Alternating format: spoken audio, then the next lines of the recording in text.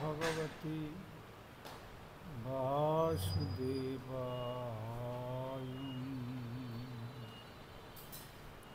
श्रुतिछन्दोगः वदति परमं ब्रह्मपूरकम्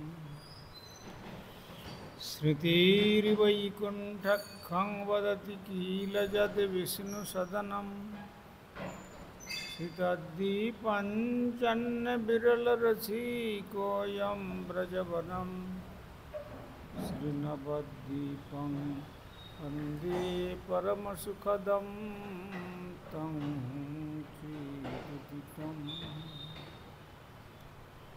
श्रीमायापुरं वन्दे परमसुखदं तं श्रीउदितं। देवी सुरेश्वरी भगवती गंगे त्रिभुवनतारिणी तरलतरंगी शंकरमौलिनिवासिनि विमले मम मतिरस्तं तव पदकमले। भक्त्या विहीनाय अपराधलक्ष्यै क्षिप्तस्य कामादितरङ्गमध्ये कृपामयि त्वं शरणं प्रपन्नं वृन्दे नमस्ते श्रीचरणारविन्दे।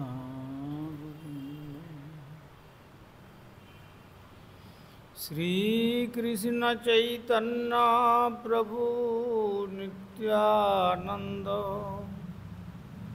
श्री अद्वैत गदाधर शिवासादि गौरभक्तवृन्द। हरे कृष्ण कृष्ण कृष्ण हरे हरे, हरे राम राम राम हरे।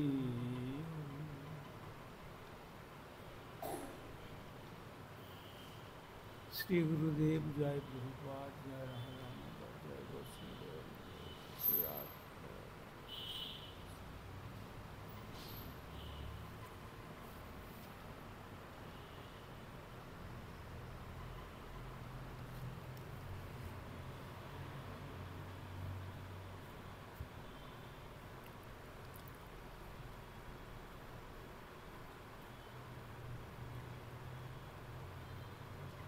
আমরা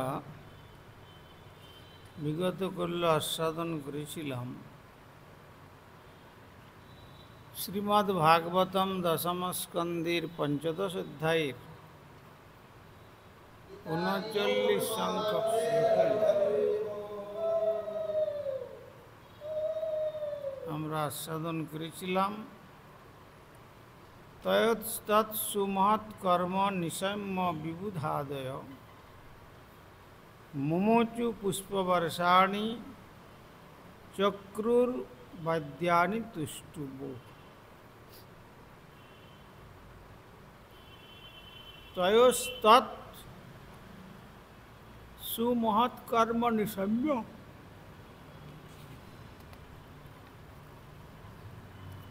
অর্থাৎ দুই ভ্রাতা শ্রীকৃষ্ণ এবং বলরাম এই সুমহৎ কীর্তি, এই দুই ভাইয়ের যে সুমহৎ কীর্তি শ্রবণ করে দেবলোক থেকে দেবতাগণ এবং অন্যান্য উন্নত জীব সকল পুষ্পবৃষ্টি, বাদ্যধ্বনি এবং স্তবের দ্বারা উভয়ের শ্রীচরণে প্রণতি নিবেদন করলেন। এই পর্যন্ত আমরা বিগত কল্য আস্বাদন করেছি। 40 সংখ্যক শ্লোকে বলছেন অথ তাল ফলানাদ মনুষ্যাগত সাধ্যসাম তৃণং চ পশবশ্চেরুর হত ধেনুক কাননে অত তাল ফলানি আদন। তারপর তাল গাছগুলির ফলানি ফলসমূহ আদন ভক্ষণ করছে মানুষেরা গতসাধ্যসা নির্ভয়ে তৃণম ঘাসের উপর এবং পশব পশুরা চড়তে পারে, হত নিহত হলে ধেনুকাসুর কাননে। যে বনে ধেনুক অসুর বধ হয়েছিল, মানুষেরা এখন সেখানে ফিরে যেতে স্বস্তি অনুভব করছেন এবং নির্ভয়ে তারা তাল গাছগুলির ফলসমূহ ভক্ষণ করছেন। গাভীরাও এখন সেখানে ঘাসের উপর স্বাধীনভাবে চড়তে পারে। অর্থাৎ সেই শ্রীকৃষ্ণ এবং বলরাম কর্তৃক ধেনুকাসুর বধের দ্বারা আর সেখানে মানুষের কোনো ভয় থাকলো না।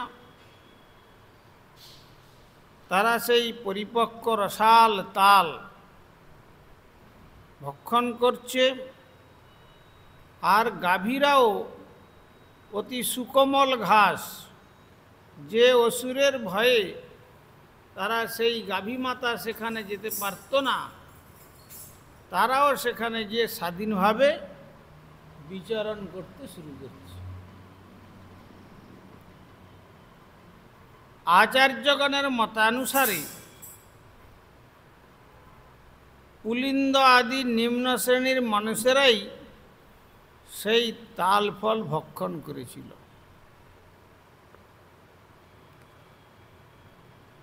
অতি নিম্ন শ্রেণীর মানুষেরা। কিন্তু যেহেতু গর্ধবদের রক্তে ফলগুলি কলুষিত হয়েছিল, তাই শ্রীকৃষ্ণের গোপবালক সখারা সেগুলিকে অবাঞ্ছিত বিবেচনা করেছিলেন। বিভিন্ন আচার্যগণের মত যে অতি নিম্ন শ্রেণীর নিচকুলে যারা জন্মগ্রহণ করেছেন, কোল ভিলাদি, সেই সময় তারা সেই তালগুলি ভক্ষণ করেছিল। যেহেতু গর্ধবের পুরো বংশকে বিনাশ করেছেন আর তাদের রক্তে তাল ফলগুলো রঞ্জিত হয়েছিল, তাই শ্রীকৃষ্ণ এবং বলরাম গোপবালক সখারা সেগুলিকে অবাঞ্ছিত বিবেচনা করেছিলেন।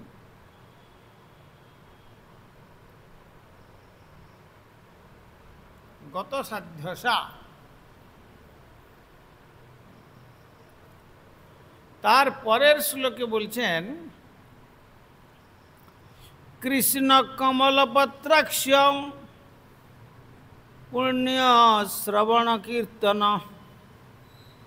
স্তুয়মান অনু গৈর্গোপৈর সাগ্রজো বনমাব্রজত। কৃষ্ণ কমলপত্র অক্ষ। শ্রীকৃষ্ণ যার নেত্রদ্বয় পদ্মের পাপড়ির মতো। পুণ্য শ্রবণ কীর্তন, যার সম্বন্ধে শ্রবণ ও কীর্তন পরম পুণ্য কর্ম।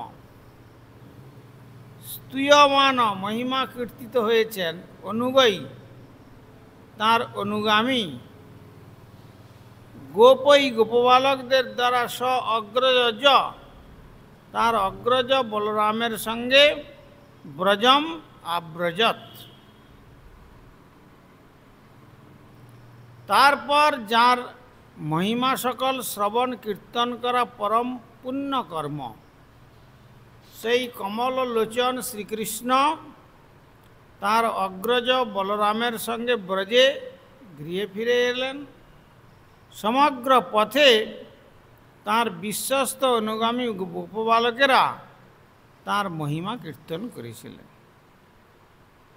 যখন এইভাবে সমস্ত অসুরদের বিনাশ করে দিলেন, শ্রীকৃষ্ণ বলরাম তখন সখাগণ সঙ্গে পুনরায় গৃহে অর্থাৎ ব্রজে ফিরলেন। সমগ্র পথে বিশ্বস্ত অনুগামী সখাগণ এবং গোপবালকেরা শ্রী গোবিন্দ এবং বলরামের গুণমহিমা কীর্তন করেছিলেন। যখন শ্রীকৃষ্ণের মহিমা স্পন্দিত হয়, তখন বক্তা ও শ্রোতা উভয়েই শুদ্ধ এবং পুণ্যবান হয়ে ওঠে। কারণ ভগবানের কথা যখন কীর্তন হয়, শুধু বক্তা এবং শ্রোতা, শুধু তাই নয়, এখানে যদিও বক্তা এবং শ্রোতার কথা বলেছেন, কিন্তু বাসুদেব কথা প্রশ্ন পুরুষাং স্ত্রীন পুনাতি, 3 পুরুষকেই পবিত্র করতে পারে। শ্রোতারং বক্তারং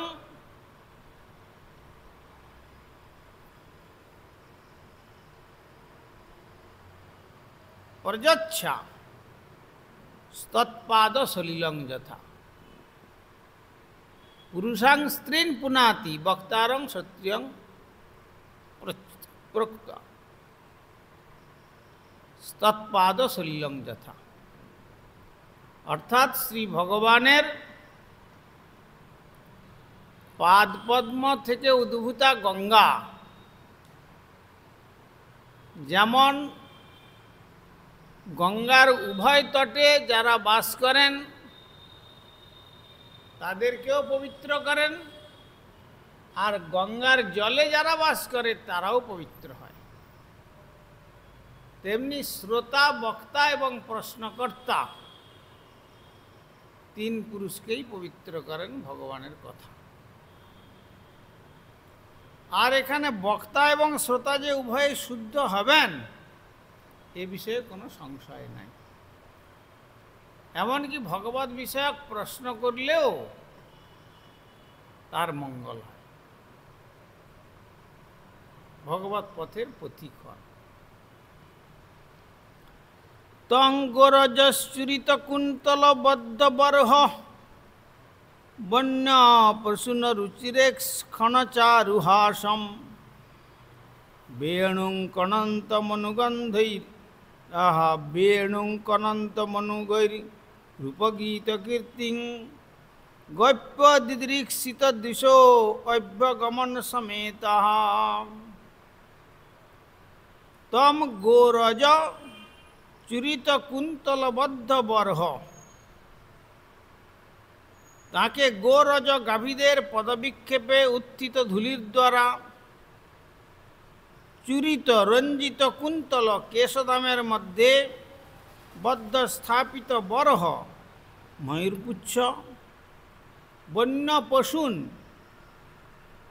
বন্যপ্রসূন বন্য ফুলের দ্বারা রুচিরৈরিক্ষণ মনোহর দৃষ্টিপাত চারুহাসম মনোরম মৃদুহাস্য বেণুম তার বাসি কণন্তম ধ্বনি করে অনুগয়ী তার সহচরগণের দ্বারা উপগীত কীর্তিত হয়ে কীর্তিম তার মহিমা গোপ্য গোপীগণ দিদৃক্ষিত দেখতে আগ্রহী দৃশ্য তাঁদের নেত্র অভ্যগমন সমাগত হলেন সমেতা। অর্থাৎ গাভীদের পদবিক্ষিপ্ত ধূলিরাশিতে রঞ্জিত শ্রীকৃষ্ণের কেশদাম ময়ূরপুচ্ছ এবং বন্যপুষ্পের দ্বারা সুশোভিত ছিল। যখন তাঁর সহচরেরা তাঁর মহিমা কীর্তন করছিলেন, তখন ভগবান তার বাঁশি বাজিয়ে মনোহরভাবে দৃষ্টিপাত করেছিলেন এবং মনোরমভাবে মৃদু হাস্য করেছিলেন। ব্রজদেবীগণ একসঙ্গে সকলেই তাঁর সঙ্গে সাক্ষাৎ করতে চলে এসেছিলেন এবং তাদের চোখগুলি তাঁকে দর্শন করতে বিশেষ আকুল হয়ে উঠেছিল।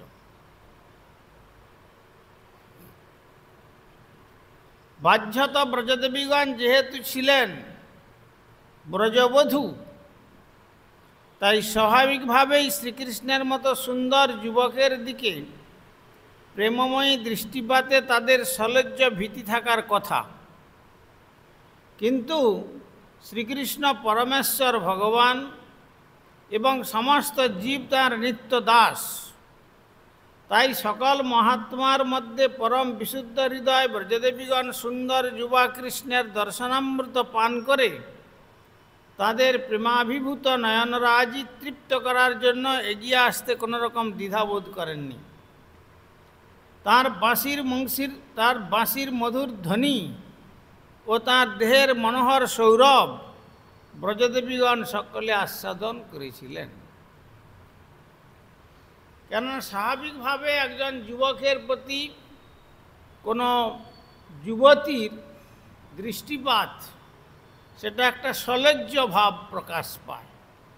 কিন্তু যেহেতু শ্রী ভগবান সকলের অন্তর্যামী, তাই ব্রজদেবীগণেরও অন্তর্যামী, তাই সকলের অন্তর্যামী সূত্রে তারাও শ্রীকৃষ্ণকে দর্শন করতে এবং তাঁর কৃপাদৃষ্টি লাভ করতে কোনো রকম সংকোচ বোধ করেননি। তারা অত্যন্ত নয়নের তৃপ্তির দ্বারা তাঁর শ্রীবদন দর্শন করেছিলেন এবং মধুর বংশীর ধ্বনি আর তাঁর দেহের যে মনোহর সৌরভ তা সকলে আস্বাদন করেছিলেন। যেহেতু তিনি সমস্ত জীবের আত্মা, পিত্বা মুকুন্দ মুখসার ঘটক্ষি ভিঙ্গৈর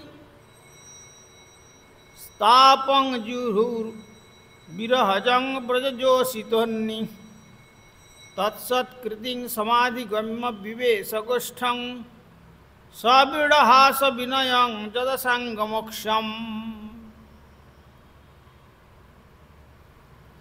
পিত্বা মুকুন্দ মুখ মধুঅক্ষি ভিঙ্গৈ দ্বারা তাপম জোহু। পিত্বা পান করে মুকুন্দ মুখ, ভগবান মুকুন্দের মুখমণ্ডল, সারঘম মধু, মুখমণ্ডলের যে মধু, অক্ষি ভৃঙ্গৈর তাঁদের ভ্রমরের মতো নয়ন দ্বারা তাপম ক্লেশ পরিত্যাগ করেছিলেন।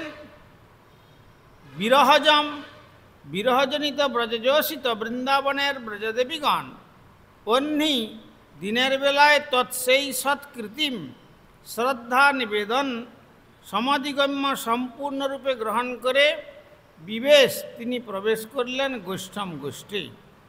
সবৃঢ় হাস সলজ্জ হাস্য বিনয়ম ও বিনয়যুক্ত যৎ অপাঙ্গ তাদের কটাক্ষ দৃষ্টিপাত মুখ্যম করেছিলেন। অর্থাৎ ব্রজদেবীগণ তাঁদের ভ্রমররূপ নয়নের দ্বারা শ্রী ভগবান মুকুন্দের সুন্দর মুখমণ্ডলের মধুপান করে সমস্ত দিনের বিরহজনিত দুঃখ পরিত্যাগ করলেন এবং ব্রজদেবীগণ ভগবানের প্রতি সলজ্জ হাস্য এবং বিনয়যুক্ত কটাক্ষ দৃষ্টিপাত করেছিলেন এবং শ্রীকৃষ্ণ তাদের সেই শ্রদ্ধার্পণ সম্পূর্ণরূপে গ্রহণ করে গোষ্ঠে প্রবেশ করলেন। এই ঘটনাকে এইভাবে বর্ণন করা হয়েছে যে শ্রীকৃষ্ণের বিরহে ব্রজদেবীগণ সকলেই অত্যন্ত বিষাদগ্রস্ত হয়ে পড়েছিলেন।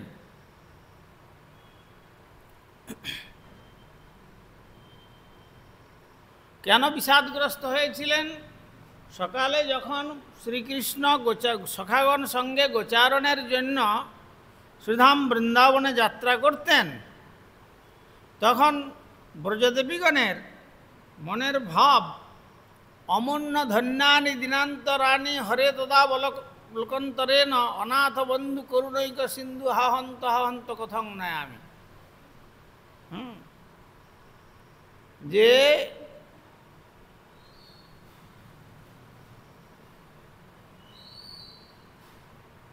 কি শ্লোকটা বললাম?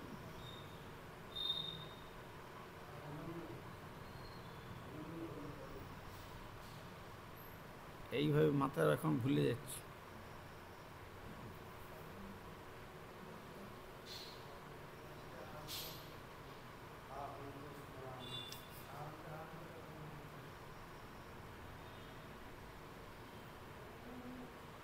অর্থাৎ যে ব্রজদেবীগণ শ্রীকৃষ্ণ যখন গোচারণে যেতেন তখন তাদের দৃশ্য দেখে তারা তাদের ক্ষণকালকেও পর্যন্ত অনন্তকাল বিরহ বিচ্ছেদ বলে মনে হতো। অমূন্য ধন্যানি দিনান্তরানি হরে তদা লোকবনন্তরেণ অনাথ বন্ধু করুণৈক সিন্ধু হাহন্ত হাহন্ত কথং নয়ামি। অমূন্য ধন্যানি দিনানি, তারা দিনকে মনে করতেন যে কত যুগ।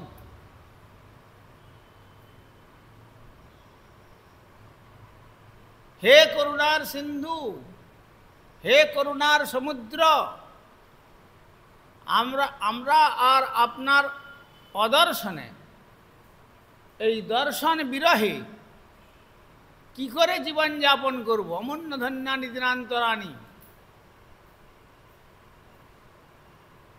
হে অনাথের বন্ধু, হে করুণার সমুদ্র, হাহন্ত হাহন্ত কথং জীবামি বা কথং নয়ামি। হায় হায়, আমরা কি আর আপনার দর্শন পাব? বা হায় হায়, আর কি আমাদের এই জীবন ধারণ করে থাকতে পারবো ততক্ষণ?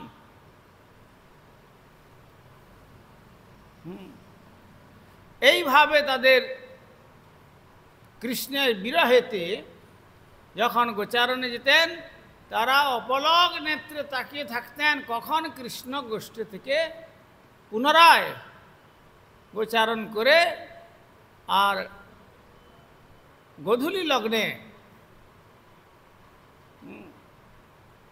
গাভীগণের পশ্চাৎ পশ্চাৎ গাভীদের খুরে উত্থিত যে ব্রজের রেণু সর্বাঙ্গে ধূলিধূসরিত অবস্থায় আর তিনি ফিরবেন।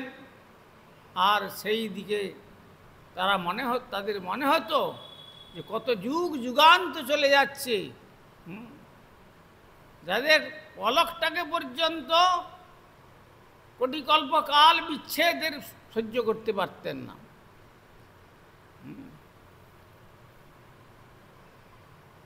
বিধাতা পক্ষকৃত, বিধাতার নিন্দা করছেন তারা। কেন? যে দেখিবে কৃষ্ণ বদন তারে দাও না কেন শতেক নয়ন, সবে দিলে দুটি আখি তাহে কইলে নিমেষ সৃজন। যারা শ্রী ভগবানের শ্রী মুখমণ্ডল বা চরণ কমল দর্শন করবে, হে বিধাতা নিষ্ঠুর, তুমি তাদের দুটো চোখ দিয়েছ, শত শত নেত্র দিতে পারো নাই। সবেমাত্র আমাদের দুটো করে চোখ দিয়েছ, তার মাঝখানে আবার নিমেষ পলক ফেলতে হচ্ছে। এই বিচ্ছেদ কি সহ্য করা যায়? যদি শত শত নেত্র দিতে, তাহলে শত শত নেত্রিতে আমরা অপলক দৃষ্টিতে শ্রী গোবিন্দের শ্রীরূপ নয়নের দ্বারা আস্বাদন করতাম। এর থেকে আমাদের ব্রজদেবী হয়ে জন্মগ্রহণ না করে, এইভাবে ব্রজে আমাদের জন্ম না দিয়ে, যদি যমুনার জলে মৎস্য হয়ে আমাদের মৎস্যকুলে জন্ম দিতে, তাহলে যখন যমুনার তটান্ত কুঞ্জে যখন কুঞ্জ বিহারী তিনি বিহার করতেন, তখন আমরা যমুনার জলে ভেসে ভেসে মাছের যেমন পলক ফেলতে হয় না, তেমনি আমরাও অপলক নেত্রে শ্রী রাধা গোবিন্দের যুগল মাধুরী আস্বাদন করে আমাদের জীবনকে ধন্য করতে পারতাম। কিরকম তাদের মনের অভিলাষ! তো সেখানে যে সকালবেলা চলে যাচ্ছেন কৃষ্ণ গোচারণে, আর সমস্ত দিন শ্রীকৃষ্ণের অদর্শন, এটা তারা কি করে সহ্য করবেন? যেখানে পলক সহ্য করতে পারছেন না, পলকের সময়টুকু নিমেষকাল সহ্য করতে পারতেন না, বিধাতার নিন্দা করছেন, মৎস্যকুলে জন্মগ্রহণ করতে যাচ্ছেন যাতে করে তাদের আর পলক ফেলতে না হয়। আর সেই জন্য সেই এখানে বলছেন যে শ্রীকৃষ্ণের বিরহে ব্রজদেবীগণ সকলেই অত্যন্ত বিষাদগ্রস্ত হয়ে পড়েছিলেন। ওই যে সকাল থেকে অদর্শন, তাকেই বলে অকৈতব কৃষ্ণ প্রেম যেন জাম্বুনদ হেম। সেই প্রেম নির্লোকে না হয়, যদি হয় তার যোগ, না হয় তার বিয়োগ, আর বিয়োগ হইলে না জয়। কবিরাজ গোস্বামী যেন জাম্বুনদ হেম, সেখানে কোনো রকম আর মিশ্রণ নেই, একবারে খাঁটি সোনা।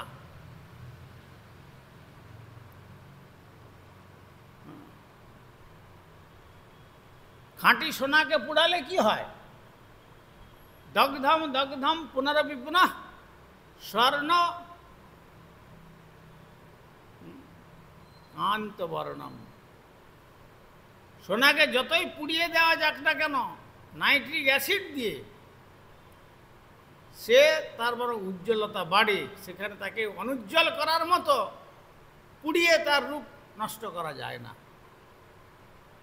তেমনি কৃষ্ণ বিরহে দগ্ধীভূত যে অন্তঃকরণ ব্রজদেবীগণ, তাদেরকে যতই বিরহ তিনি প্রদান করছেন অদর্শনের দ্বারা, তাদের দর্শনাকাঙ্ক্ষা উত্তরোত্তর বর্ধিত হচ্ছে। যেমন খণ্ডং খণ্ডং পুনঃ ইক্ষুদণ্ডম, আখের দণ্ডকে যদি টুকরো টুকরো করে যদি ফেলে দেওয়া যায়, সে যেমন তার মিষ্টত্ব পরিত্যাগ করে না, যত টুকরো করুন না কেন যেমন সে তার মিষ্ট রসই প্রদান করে, তেমনি ন প্রকৃতি বিকৃতি জায়ত সজ্জনানাম, যারা সজ্জন, যারা মহৎ, যারা ভগবত আরাধনা করেন, তাদের যে ভগবত চরণের প্রাপ্তির যে আশা, সেই প্রকৃতিকে কখনো বিকৃত করতে পারে না এমন কোন প্রকৃতির নিয়মের দ্বারা। ন প্রকৃতি বিকৃতি জায়ত সজ্জনানাম। তেমনি যে ব্রজদেবীগণ কৃষ্ণময়ী, কৃষ্ণ যাঁর অন্তরে বাহিরে যাহা যাহা নেত্র পড়ে তাহা কৃষ্ণ স্ফুরি, সর্বত্র শ্রীকৃষ্ণের মূর্তি করে ঝলমল, এইভাবে যাদের দৃষ্টিকোণ, তারা শ্রীকৃষ্ণের অদর্শনেও তারা বিরহের মাধ্যমেই তাদের চিত্তকে উত্তরোত্তর দর্শন আনন্দের যে প্রয়াস, সেই প্রয়াসটাই তাদের জীবনকে পরম আনন্দের সন্ধান প্রদান করে। বঞ্ছাকল্পতরুভ্যশ্চ কৃপা সিন্ধুভ্যেব চ পতিতানাং পাবনেভ্যো বৈষ্ণবেভ্যো।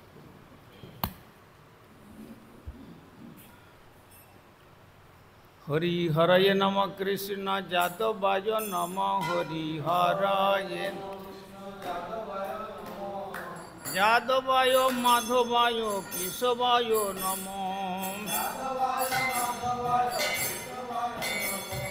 গোপাল গোবিন্দ রাম শ্রী মধুসূদন,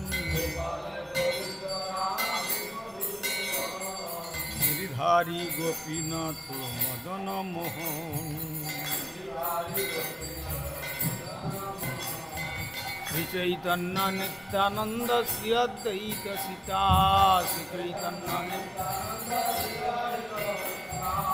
হরি গুরু বৈষ্ণব ভাগবত গীতা, হরি গুরু শ্রী রূপ সনাতন ভট্ট রঘুনাথ, জীব গোপাল ভট্ট দাস রঘুনাথ, জীব গোসাই গোসাইর করি চরণ বন্দন,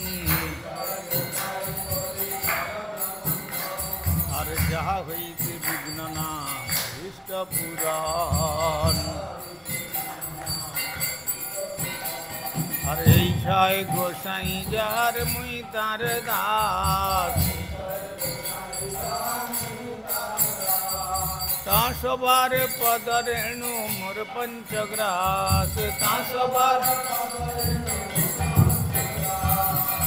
তাদের চরণ সে বিভক্ত শনে বার আর জনমে জনমে হয় এই অভিলাষ জন্মে এই ছয় গোসাই যবে ব্রজে কইলাবার রাধা কৃষ্ণ নিত্য লীলা করিলা প্রকাশ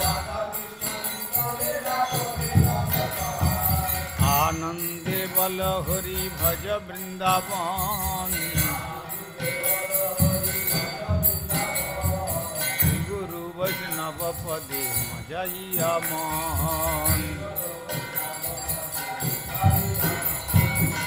গুরু বৈষ্ণব পাদ পদ্ম করিয়া হরি নাম সংকীর্তন কহে নরোত্তম দাস হরে কৃষ্ণ কৃষ্ণ কৃষ্ণ হরে হরে হরে রাম রাম রাম হরে হরে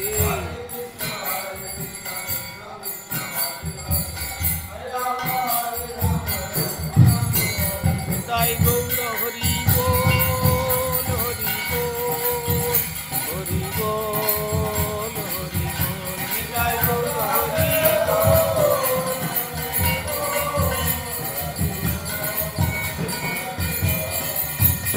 তাই গৌর হরি বল হরি বল হরি বল হরি বল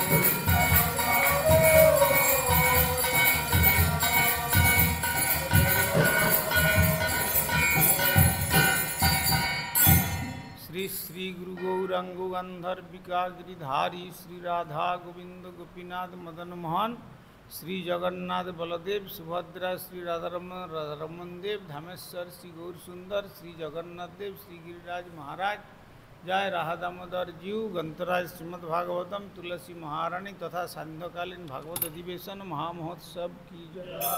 परमाराध्य श्री गुरुपाद पद्मं विष्णुपाद परिव्राजकाचार्य वर्जित गंडी स्वामी श्री श्रीमद् भक्ति कुमुद संत गोस्वामी ठाकुर की जय। जगत गुरु श्रील प्रभुपाद भक्ति सिद्धांत सरस्वती गोस्वामी ठाकुर की जय। सपार्षद सचिनंदन श्री गौर सुंदर की जय। सपार्षद श्रील प्रभुपाद की जय। श्री रूपानुग गुरुवर्ग की जय। ग्रंथराज श्रीमद्भागवतम की जय। श्रोता भक्त वृंद की जय। श्री श्रीनिताई गौर प्रेमानंदे हरि हरि।